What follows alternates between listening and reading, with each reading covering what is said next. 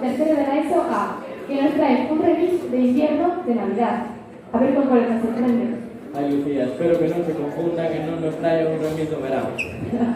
Damos paso a Tercero de la ESO. Un fuerte aplauso.